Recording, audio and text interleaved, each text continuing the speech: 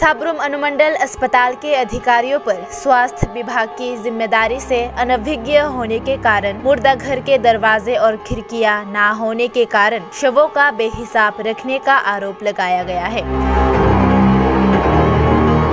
हर महीने साब्रुम नगर पंचायत के वार्ड क्रमांक 4 और वार्ड क्रमांक 6 के बीच आनंद पारा से सटे मैत्री पुल की ओर जाने वाली सड़क के बीचों बीच साब्रुम अनुमंडल अस्पताल के विभिन्न क्षेत्रों से शवों को मुर्दा घर में पोस्टमार्टम के लिए लाया जाता है। हैरानी की बात यह है कि साब्रुम अनुमंडल अस्पताल के पुराने मुर्दा घर में दरवाजे नहीं हैं, खिड़कियां टूटी हुई है, मुर्दा घर के ऊपर की छत टूटी हुई है। साब्रुम नगर पंचायत के मुर्दा घर के चालक मानिक दास ने शिकायत की कि जब वे रात के अंधेरे में शवों को छोड़कर जाते हैं तो अगले दिन वे डेड बॉडीज को ऊपर नीचे पड़े हुए देखते हैं। उसने अनुमान लगाया कि डेड बॉडी को कुत्तों या दूसरे प्राणी काटकर ऐसे ही छोड़ जाते हैं, क्योंकि मुर्दा घर के दरवाजे या खिड़कियां नहीं हैं।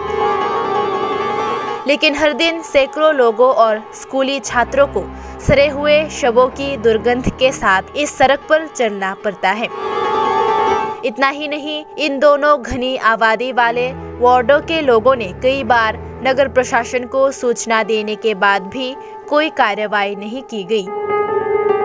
हालांकि पिछले कुछ महीनों पहले ही राज्य के मुख्यमंत्री और केंद्रीय स्वास्थ्य मंत्री द्वारा साब्रुम अनुमंडल अस्पताल का उद्घाटन किया गया था। अस्पताल के साथ मुर्दा घर भी बनाया गया था।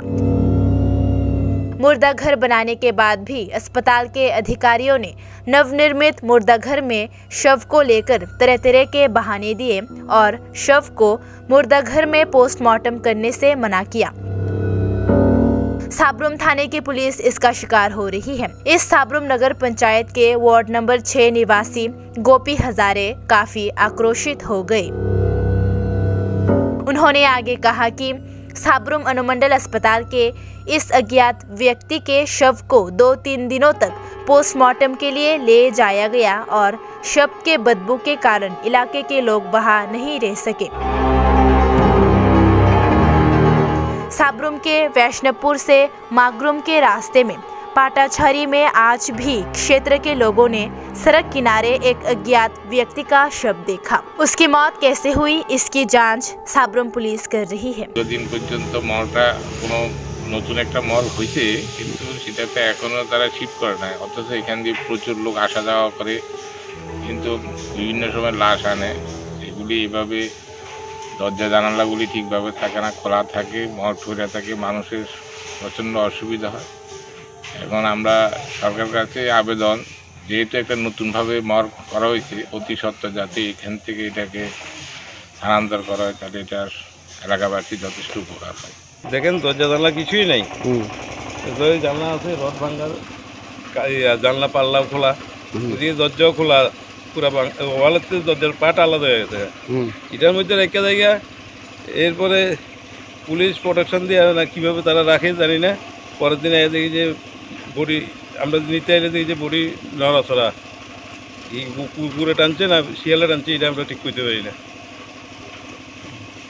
মানে ছাদও তো করলে পড়ে, হ্যাঁ, সিলিং টিলিং কিছুই নেই, সব কিছু ভাঙাচোরা, ঘরে ড্যামেজ।